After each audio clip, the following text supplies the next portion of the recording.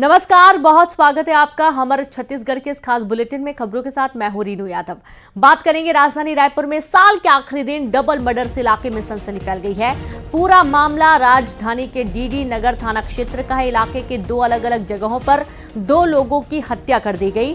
शराब के नशे में विवाद हुआ और विवाद इतना बढ़ गया कि पहले सचिन बड़ोले नाम के युवक की ईंट मारकर हत्या कर दी गई और दूसरे युवक कृष्णा को दौड़ाकर पास के ही एक मैदान में धारदार हथियार से मौत के घाट उतार दिया गया। मरने वाला एक युवक सचिन बड़ोले बजरंग दल का कार्यकर्ता था। पुलिस 6 लोगों को हिरासत में लेकर मामले की पूछताछ कर रही है।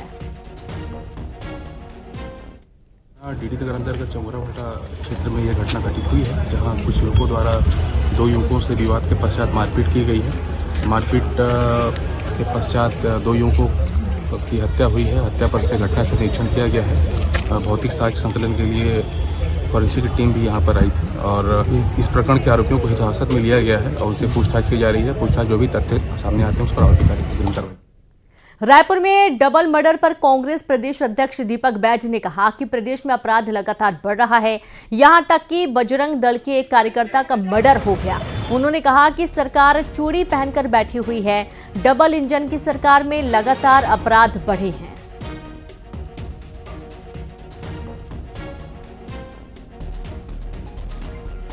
होती है। अगर दीपावली के बाद से अब तक देखें कि नए साल में शासन और प्रशासन को अलर्ट रहना चाहिए, लेकिन उसके बाद भी 2 हत्याएं, 3 हत्याएं, यहां तक कि भारतीय जनता पार्टी के कार्यकर्ता बजरंग दल के एक नेता पर भी हत्या होती है और सरकार बिल्कुल चूड़ी पहनकर बैठी हुई है। मैं समझता हूं कि अपराध के मामले में अगर छत्तीसगढ़ को देखा जाए, मुझे लगता है ऑल ओवर पूरे देश में छत्तीसगढ़ अपराध के मामले में यूपी बिहार जैसे राज्यों के लिए जैसे राज्यों के साथ कंपटीशन कर रही। और से दूर करेंगे संवाददाता तनु वर्मा जुड़ेंगे। तनु, डबल मर्डर से इलाके में सनसनी है, यहां तक कि कांग्रेस ने सरकार पर निशाना भी साधा। कानून व्यवस्था को लेकर सवाल उठाए जा रहे हैं।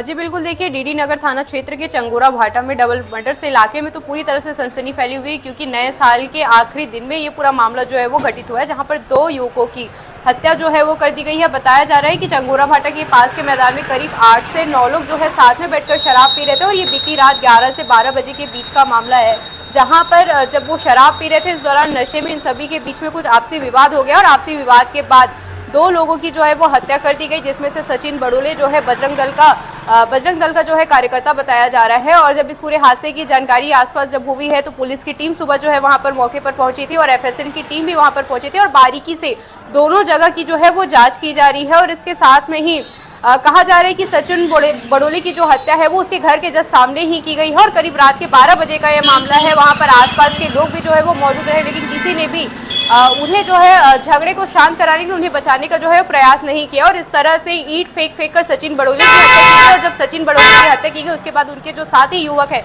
कृष्णा को दौड़ाकर एक मैदान के पास में धारदार हथियार से जो है मारा गया। फिलहाल पुलिस ने उस पूरे मामले में 6 लोगों को हिरासत में लिया है। एक जो है गंभीर रूप से घायल है, जिसका इलाज अस्पताल में किया जा रहा है। वहीं जब बजरंग दल के लोगों को इसकी जानकारी हुई तो मौके पर बजरंग दल के जो कार्यकर्ता है वो पहुंचे, वहां पर उन्होंने जमकर नारेबाजी की है। इसके साथ ही नशे को लेकर, नशा रोकने को लेकर वहां पर जमकर नारेबाजी की गई है और लगातार इस तरह की घटनाएं जो है वो सामने आते रहती है। वहीं जब चाकूबाजी की घटनाएं प्रदेश में होती है, विपक्ष जो है इस पर लगातार सवाल उठाते हैं। इसको लेकर विपक्ष ने प्रदर्शन भी किया और विपक्ष का कहना है कि विष्णु के शासन में लगातार अपराध जो है वो बढ़ते जा रहे हैं, जबकि उधर बीजेपी का कहना होता है कि पिछले साल की तुलना में इस बार आपराधिक घटनाएं जो है कम हुई है। पुलिस ने जो आंकड़ा भी जारी किया था उस आंकड़े के अकॉर्डिंग पिछले साल की तुलना में इस साल चाकूबाजी की घटनाएं जो है वो कम हो गई, लेकिन फिर भी जिस तरह का माहौल राजधानी रायपुर में देखने को मिलता है, हर 1-2 दिन में चाकूबाजी की घटनाएं जो है वो सामने आती है और एक तरह से कहा जा सकता है कि अपराधी और जो बदमाश है वो बेखौफ हो गए हैं और एक तरह से पुलिस का भय उनमें खत्म हो चुका है। जी शुक्रिया आपका तनु तमाम जानकारी के लिए। और इस तरीके से अपराधियों के अंदर जो भय है वो बिल्कुल भी नहीं है। लगातार ऐसी वारदातें सामने आ रही हैं।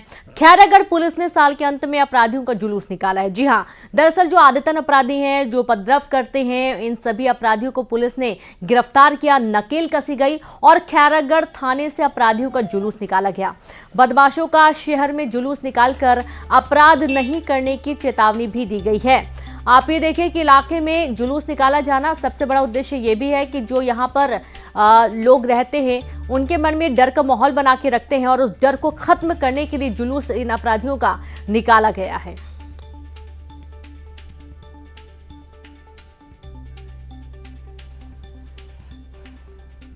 कांकेर में ओबीसी समाज के प्रदर्शन के दौरान हंगामे का वीडियो वायरल हुआ है। अपने ही समाज के नेता से बहस का एक वीडियो सामने आया है।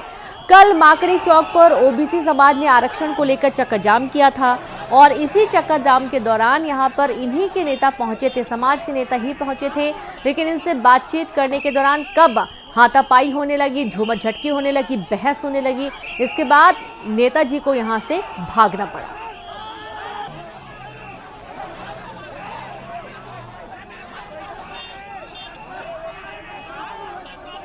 तो कांकेर से खबर है जहां पर ओबीसी समाज के प्रदर्शन के दौरान जबरदस्त हंगामा हुआ। देर रात की तस्वीरें आपके सामने हैं जिस वक्त ये हंगामा हुआ और इसका वीडियो सामने आया है। अपने ही समाज के नेता से बहस का वीडियो सामने आया। कल माकड़ी चौक पर ओबीसी समाज ने आरक्षण को लेकर चक्का जाम किया था और इस चक्का जाम के बाद की तस्वीरें आपके सामने हैं। चक्का जाम के दौरान आप देखिए जो ओबीसी समाज के नेता हैं वो पहुंचे थे इनसे बातचीत करने के लिए, लेकिन लोगों का गुस्सा इन्हीं के ऊपर फूट पड़ा। ये नाराजगी क्यों थी ये फिलहाल अभी जांच का विषय है, लेकिन इतने ज़्यादा ओबीसी समाज के लोग नाराज हो गए कि नेताजी को यहाँ से उल्टे पांव लौटना पड़ा।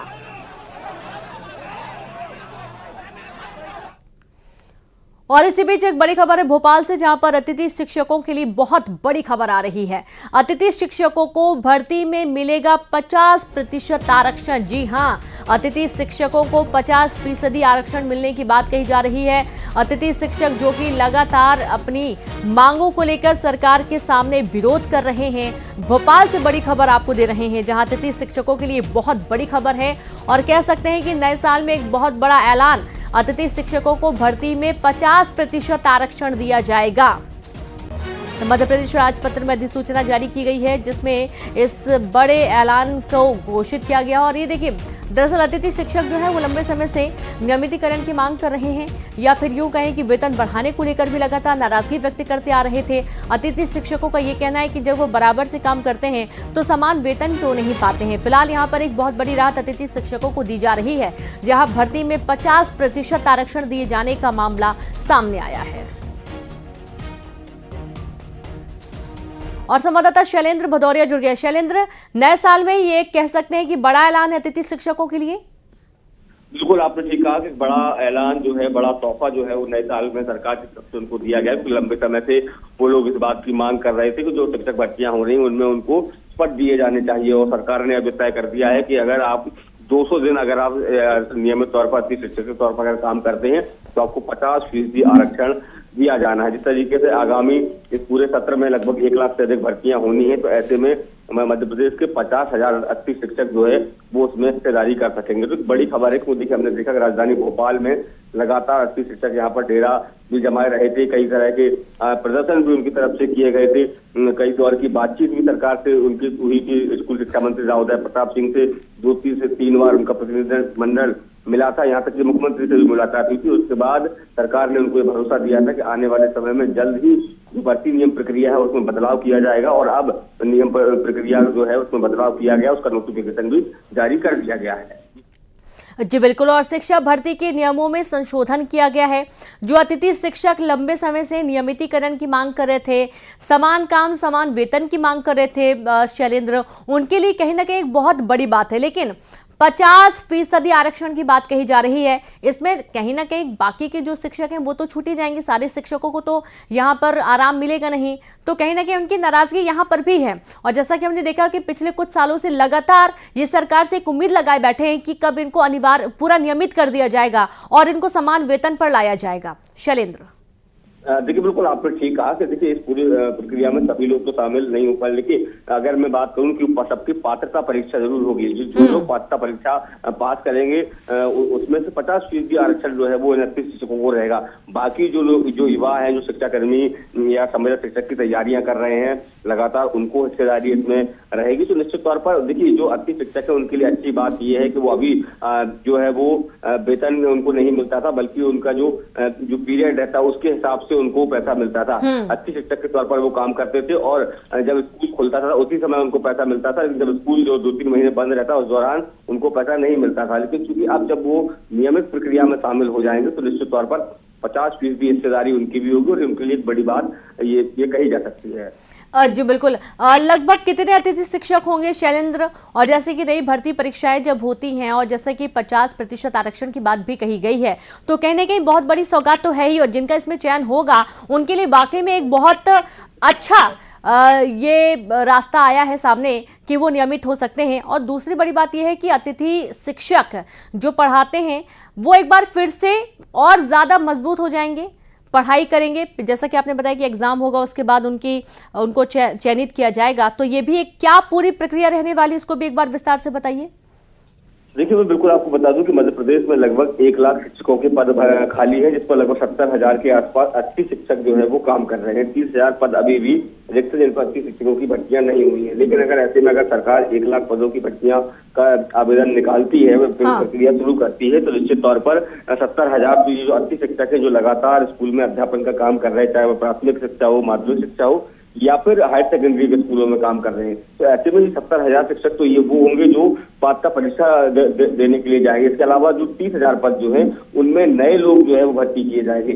तो अब अगर इस लिहाज से देखें तो 50% 1 लाख में से 70,000 में 50,000 लोग अगर सभी के सभी पास भी हो जाते हैं तो लगभग 50,000 जो अति शिक्षक ऐसे हैं जो नियमितीकरण का जिनको लाभ मिल पाएगा। बिल्कुल, और ये एक बहुत बड़ी सौगात कह सकते हैं अतिथि शिक्षकों के लिए। शैलेंद्र, बहुत शुक्रिया आपका तमाम जानकारी देने के लिए। तो नए साल में अतिथि शिक्षकों के लिए एक बहुत बड़ी खुशखबरी है। जब हालांकि यहाँ पर चयनित होने के लिए अतिथि शिक्षकों से एग्जाम लिया जाएगा और उस एग्जाम में रैंकिंग के आधार पर ही चयनित किया जाएगा। और जैसा कि शैलेंद्र बता रहे हैं कि जो 70,000 अतिथि शिक्षक हैं उनमें से ज़्यादा अतिथि शिक्षकों को आरक्षण के तहत ज्वाइनिंग मिल जाएगी, जो कि नियमित हो जाएंगे। और ये एक बहुत बड़ी सौगात सरकार लेकर आई है।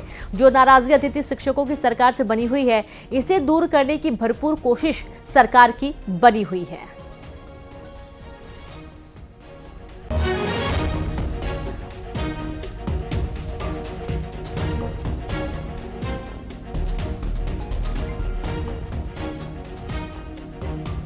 तो देखिए, मध्य प्रदेश में राजपत्र के माध्यम से ये सूचना भी जारी कर दी गई है, जहां पर अतिथि शिक्षक को 50% आरक्षण दिया जाएगा। संविदा शिक्षकों के और अतिथि शिक्षकों के लिए एक राहत वाली खबर कह सकते हैं, जब शिक्षा भर्ती के नियमों में संशोधन किया गया है और अतिथि शिक्षक को 50% आरक्षण दिए जाने की एक बड़ी सौगात नए साल पर सरकार ने दी है।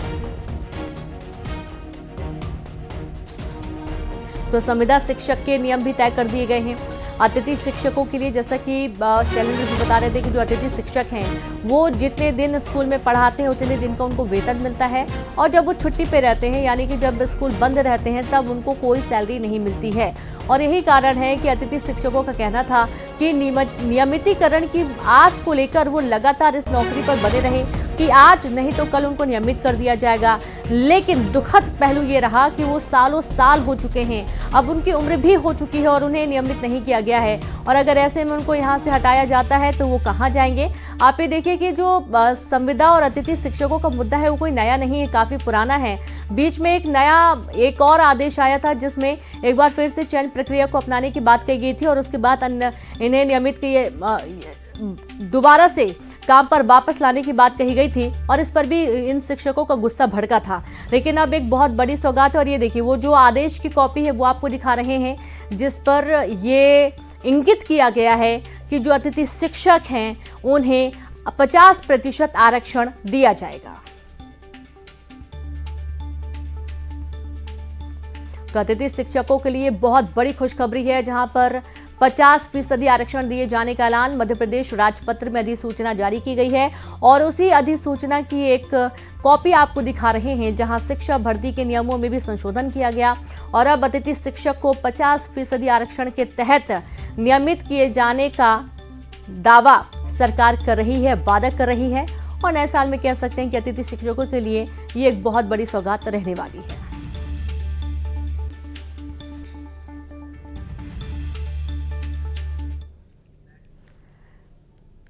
वहीं बालोद में बड़ा हादसा हो गया। स्कूली बच्चों से भरी गाड़ी पलट गई और हादसे में एक बच्चे की दर्दनाक मौत हो गई। 4 बच्चे घायल हुए हैं, एक बच्चे की हालत काफी गंभीर है। गाड़ी में 12 बच्चे सवार थे। सभी बच्चे निपानी के आत्मानंद स्कूल के बताए जा रहे हैं। खबर बालोद से आपको दे रहे हैं, जहां पर बड़ा हादसा हो गया। स्कूली बच्चों से भरी गाड़ी पलट गई और हादसे में एक बच्चे की मौत हो गई। 4 बच्चे घायल हुए हैं, एक बच्चे की हालत काफी गंभीर बनी हुई है। गाड़ी में 12 बच्चे सवार थे।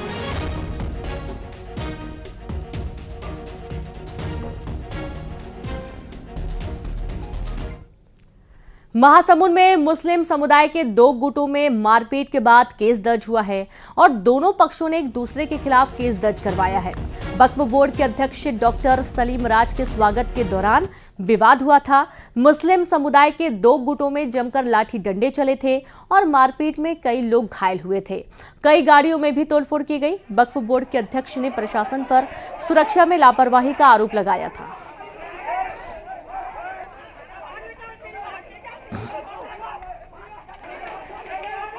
महासमुंद में मुस्लिम समुदाय के 2 गुटों में मारपीट के बाद केस दर्ज हुआ है। दोनों पक्षों ने एक दूसरे के खिलाफ केस दर्ज करवाया है। वक्फ बोर्ड के अध्यक्ष डॉक्टर सलीम राज के स्वागत के दौरान ये विवाद हुआ था। मुस्लिम समुदाय के 2 गुटों में जमकर लाठी डंडे चले थे।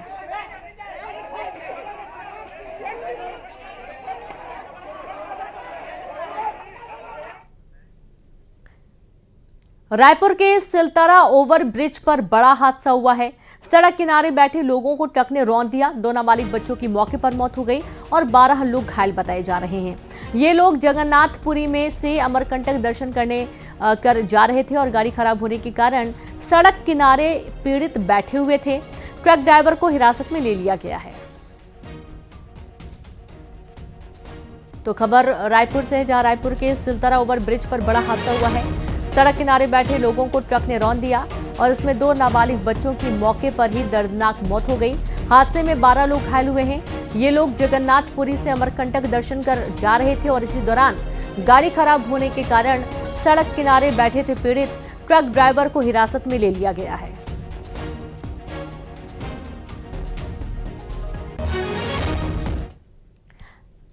भिलाई इस्पात प्लांट में गैस रिसाव के मामले में पुलिस ने एक घटना के 6 साल बाद चालान पेश किया है। पुलिस ने 3000 पन्नों का चालान पेश किया है। ये घटना 2018 में हुई थी। कोक ओवन में गैस रिसाव होने से 14 कर्मचारियों की मौत हो गई थी। बड़ी खबर आपको दे रहे हैं भिलाई से, जहां भिलाई इस्पात प्लांट में गैस रिसाव के मामले में पुलिस ने घटना के 6 साल बाद चालान पेश कर दिया। पुलिस ने 3000 पन्नों का चालान पेश किया है।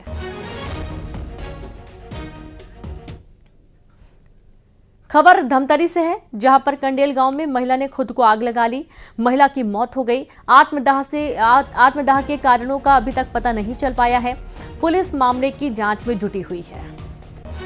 तो महिला ने आग क्यों लगाई, क्यों उसने आत्महत्या की, क्यों उसने ये आत्मघाती कदम उठाया, फिलहाल अभी कुछ भी स्पष्ट नहीं है। पुलिस पूरे मामले की जांच में जुट गई है।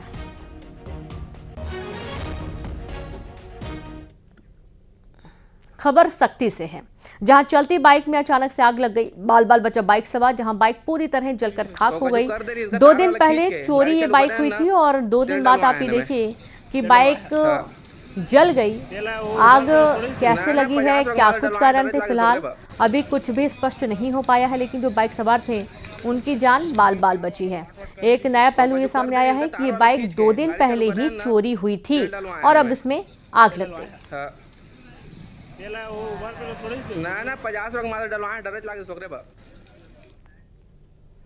गरियाबंद में दंतैल हाथी ने जमकर उत्पात मचाया। दंतैल हाथी सूखा नदी पार करके फिंगेश्वर क्षेत्र के खुड़सा गांव पहुंचा है। हाथी ने किसानों के घर में रखे धान को नुकसान पहुंचाया। हाथी के हमले से ग्रामीण दहशत में है। ग्रामीण रात भर जागकर पहरेदारी कर रहे हैं। वन विभाग की टीम भी हाथी को ट्रैक कर रही है। खुड़सा, सिलियारी, बाहरा, गनियारी सहित 20 गांव में हाई अलर्ट जारी किया गया है।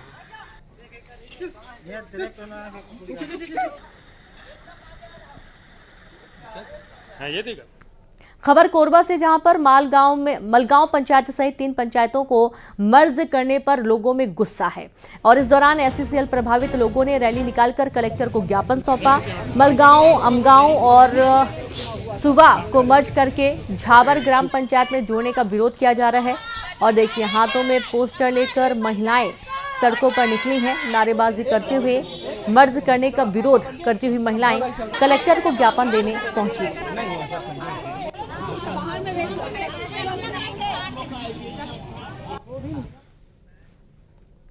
जगदलपुर से खबर है, जहां नगर निगम में पहली बार होगी प्रशासक की नियुक्ति। 4 जनवरी से नगर निगम को बस्तर कलेक्टर चलाएंगे। जनवरी में महापौर और पार्षदों का कार्यकाल खत्म होगा। कलेक्टर की मदद करेंगे आयुक्त। निकाय चुनाव का समय अभी तय नहीं हुआ है। निगम के कार्यों में जनप्रतिनिधि का हस्तक्षेप नहीं होगा। तो खबर जगदलपुर से है, जहां पर नगर निगम में पहली बार होगी प्रशासक की नियुक्ति। 4 जनवरी से नगर निगम को बस्तर कलेक्टर चलाएंगे।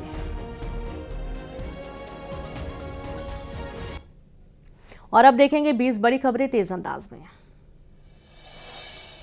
कांकेर में प्रदर्शन के दौरान अपने ही नेता को पीटा, नेता को मारते महिलाओं का वीडियो वायरल हुआ।